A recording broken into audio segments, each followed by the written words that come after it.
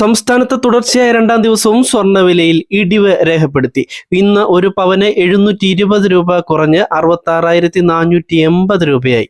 1 gram 22 carrot സ്വർണത്തിന് 8,310 രൂപയും 1 gram 24 carrot സ്വർണത്തിന് 9,066 രൂപയും ആയി. ഇന്നലെ ഒരു പവന് 1,280 രൂപ കുറഞ്ഞ് 67,200 രൂപയായിരുന്നു ഒരു പവന്റെ വില. ഇതാദ്യമായാണ് ഈ വർഷം സ്വർണ്ണവിലയിൽ ഇത്രയും വലിയ ഇടിവ് ഉണ്ടാകുന്നത്. ഓഹരി വിപണിയിലെ ചലനങ്ങളും രാജ്യാന്തര വിപണിയിലെ മാറ്റങ്ങളുമാണ് സ്വർണ്ണ വ്യാപാരത്തിൽ പ്രതിഫലിക്കുന്നത്. ജനുവരി 22-നായിരുന്നു പവൻ വില ചരിത്രത്തിൽ ആദ്യമായി 60,000 രൂപ കടന്നത്. ഇതിനിടെ സ്വർണത്തിൽ വലിയ ഇടിവ് സംഭവിക്കുമെന്ന പ്രവചനങ്ങൾ കഴിഞ്ഞ ദിവസങ്ങളിൽ തന്നെ പുറത്തു വന്നിരുന്നു.